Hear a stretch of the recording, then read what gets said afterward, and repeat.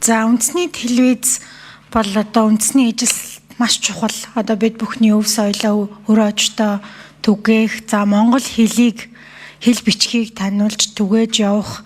За цаашлаад одоо Монгол улсын тусгаар тогтнолд маш чухал. Тэм учраас бид нар үндэсний телевизийг тогтмол хураамжтай, дээрээс нь төсвөөс татаастай авч явах ёстой. Гэхдээ тэглээгээд нөгөө талдаа бас анхаарах зүйлүүд байгаа. Би бол үндэсний телевизийн татаас дээрээс нь энэ хураамжуудыг нэмэгдүүлэх ёстой гэж боддог хүний нэг. За өнөөдөр бид нар үндэсний телевизийн юуг тайлан үзэж байна л та. Нэг ойролцоогоор 23 тэрбум төгрөгийн зардалтай юм байна. За энэ дотор их сонин зүйл би бас уншичаад энийг асууя гэж бодоод байгаа. Борлуулсан ажил үйлчлэгээний өртөг гэд гаргаад ирж байгаа. Тэнд дотор 3 зүйлээс бүрддэг гэж байгаа. За зардлыг радио телевизийн үйлчлэгээний өртөг, төлбөртэй үйлчлэгээний өртөг, хоёр дахь нь, гурав дахь нь төсөл хөтөлбөрийн өртөг, ийм 3 зүйлээс бүрдүүлдэгэ гэд ингээ гаргаад ирж байгаа. Би бодохны энэ бодвол контентын зардал юм болов уу гэж харж байна. За ингээ нэг 13 орчим тэрбум төгрөгийн болохоор цалиндаа явчихсан юм байна. За би юу гэж харж байна вэ гэхээр нэгдүгээр бүтээмжээ нэмэгдүүлэх ёстой болов уу гэж харж байгаа. За өнөөдрийн тайлан хоёр тайлан бол хоёулаа үйл ажиллагааны тайлан байлаа. Юун түрүүнд тайлагналаа зөв хийхээс ажиллаж эхэлнэ.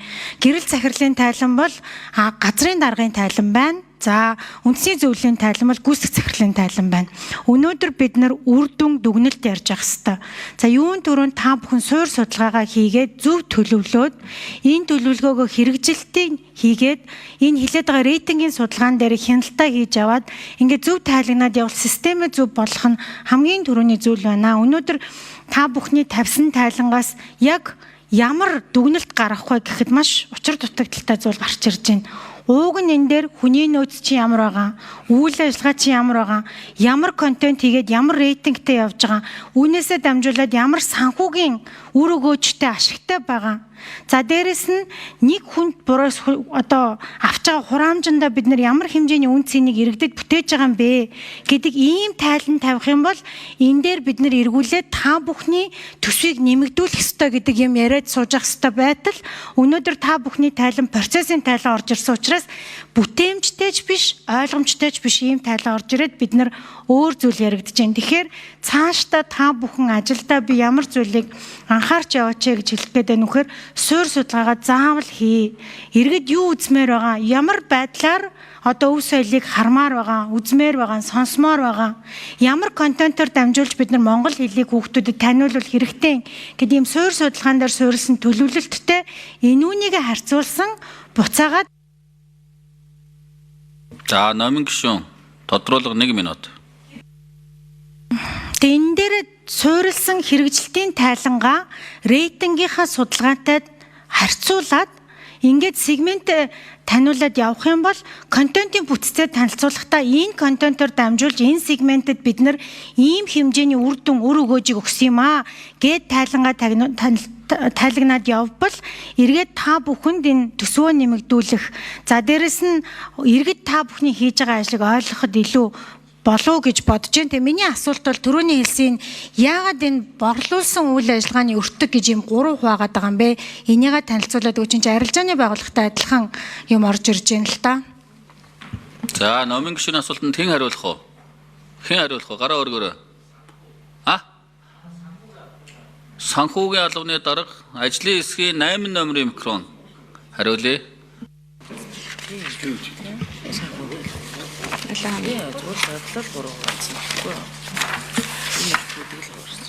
Бүгдэнд нь энэ өдрийн мэндийг хүргье. Энэ болохоор номын гишүүний асуугаад байгаа асуулт болохоор нөгөө улсын стандартын, олон улсын стандартын санхүүгийн тайлангийн бүтцийн тоо асуугаад байгаа юм шиг байна. Энэ дээр болохоор нөгөө яг нөгөө стандарт дээр борлуулсан бүтээгдэхүүний өртөг гэж ойлголт байдаг. Энийг болохоор програмчлагдаад хуваагаад гаргасан тоог асуугаад байгаа юм болов уу гэж би бодож байна. Хуваарлсан тоог асууж байна гэж ойлгож байна. За номын гишүүн тодруулга 1 минут.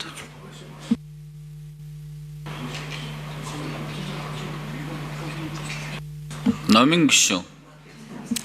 За би энийг бол та бүхний контент үйлдвэрлэлийн зардал байна гэж харж байна.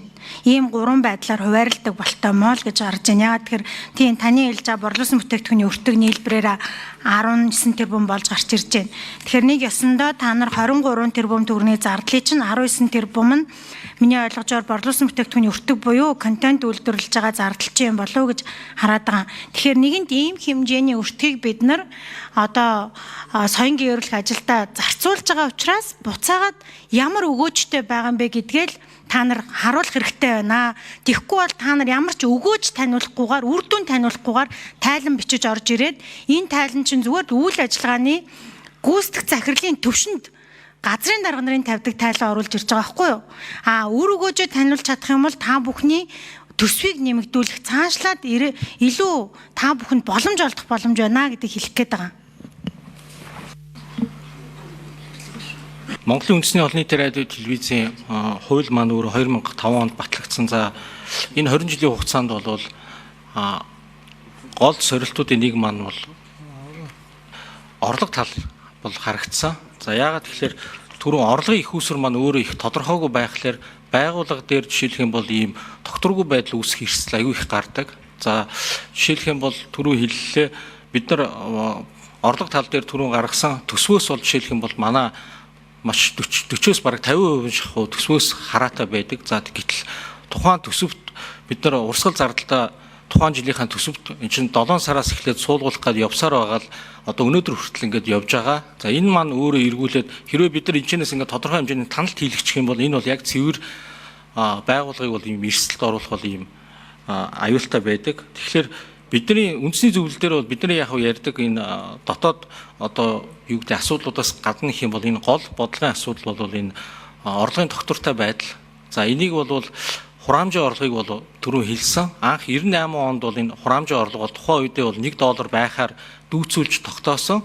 Гэтэл өнөөдөр энэ маань бол хөдөлмөрийн хөлсний хэмжээ маань 66 дахин нэмэгдсэн байхад Монголын үндэсний олон нийтийн радио телевизийн Монгол улсын соёлын өвийг тээгч ийм байгууллагын нэг нь бол яг хിവэрээ явж байгаа.